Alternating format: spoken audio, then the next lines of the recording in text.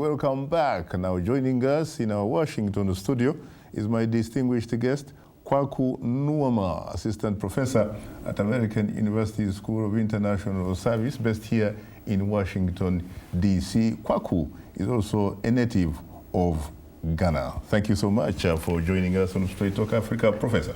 Thanks for having me, Shaka. It's a pleasure. I've been hearing about you. I'm glad that we finally got you here in Studio 47. So am I. You're most welcome. And joining me via Skype from the Ghanaian capital, Accra, is Dr. Pakalitha Mosisili, the former Lesotho Prime Minister and head of the Commonwealth Observer Group in Ghana. Thank you so much for joining us, Mr. Prime Minister. Mr. Prime Minister, can you hear me? Thank you very much, Dr. Sali, for having me on your reputable program tonight. You're most welcome, sir, except that you called me doctor and I happen to have no clinic. So in case there are some patients in the audience, please stay away from that. You are very humble. Later in the program, we will give you, the audience, a chance to call and talk with our guests. The number to call is 202-619-3111. The US country code is 1. Now, Mr. Prime Minister, I hope that I have not been able to murder the pronunciation of your names. Did I succeed in pronouncing your names accurately? Mine, yes, indeed. You pronounced it very well. Pakalitha Mosisili. What can you tell us? What can you tell us from your vantage point, Mr. Prime Minister? You've observed the election. You've also already, in fact, said that in your view, the election was credible. Yes, indeed, we stand by that conclusion that the Ghana presidential and parliamentary elections of 2012 were credible, and the results represent a good expression of the will of the people of Ghana. Do you therefore think that the complaints from the NPP, in your view, are unfounded? No, really, I don't think I would be foolhardy enough to say that, but I want to believe that they will have strong, incontrovertible evidence which they will present, and that they have chosen the right thing to do, which is provided for in the law. Yes. So they are playing the game by the rules. They are playing the game. They are doing what is expected of them, just in case they are not satisfied with the result. That's correct. Any particular reason, Mr. Prime Minister? In case they are not satisfied, they feel aggrieved by the results as announced by the Electoral Commission, the only option left to them is to go to court. And they are doing that. At the same time, they have appealed to their supporters to remain calm and give the courts a chance to make a final determination, which they have said they will accept. I see. Now, what about you, Kwaku? You are a Ghanaian, and I know that you come from a specific constituency where, in fact, the aggrieving presidential candidate, Nana Akufo-Addo, hails from. That's right.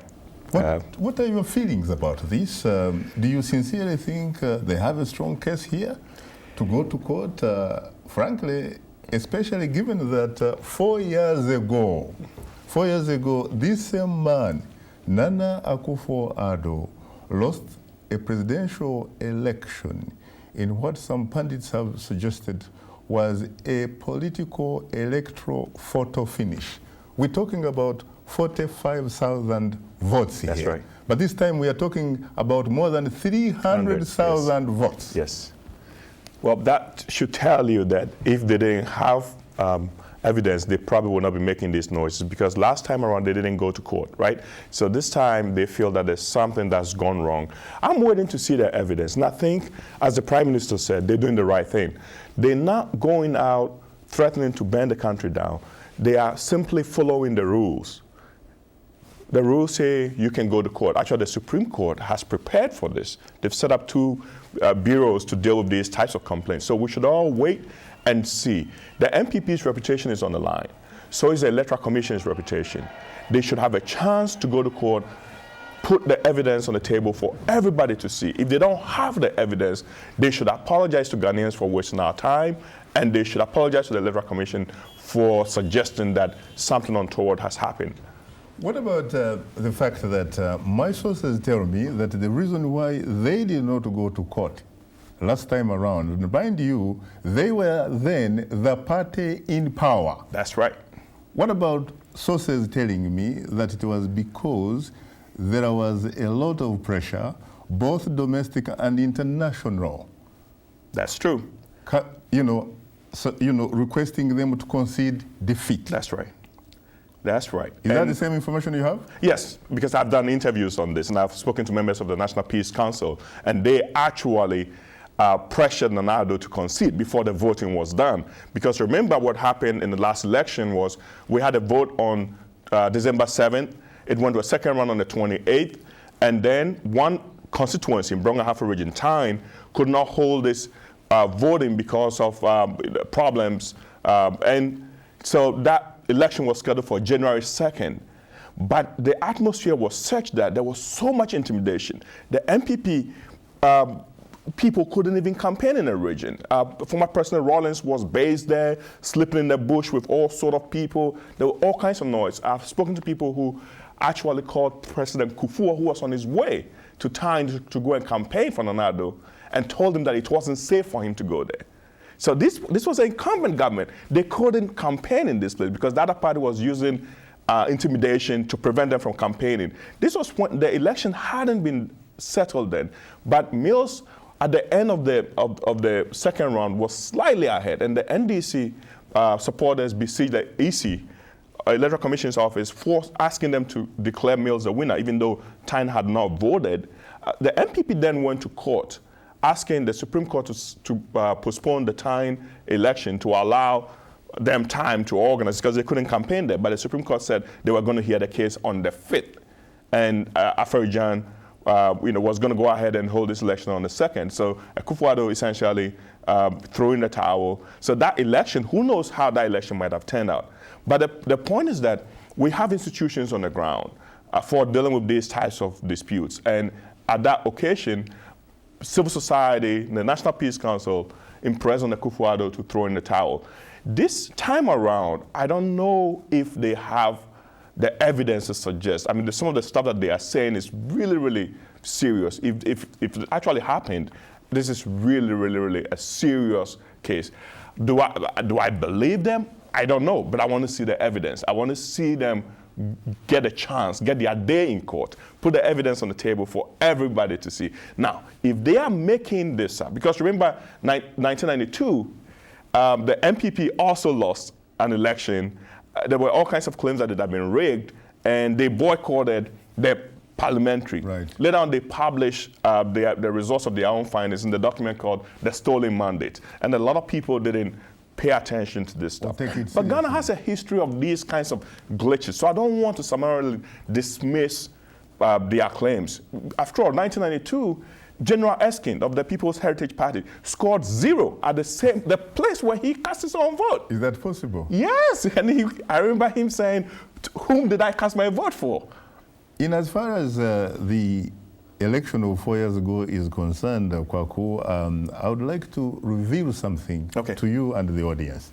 I know that dead men don't talk. I am going to tell you, for example, that I was told by then Ghanaian President John Evans Fifi Atta Mills that the election of 2008, the reason why it seemed to have ended in an electoral photo finish was because the NPP, which was in power at the time, had engaged in what he characterized as heavy rigging, but they still couldn't make it. How do you react to that? Well, first of all, I haven't seen the evidence. It's easy to make these kinds of claims, right? Did he show you evidence? Did he show you? No, he did not. Okay, so he was just making, it was just hearsay. If he has no evidence, it's just hearsay. But for me, the important thing is that it goes to show that people in Ghana do not trust the Electoral Commission.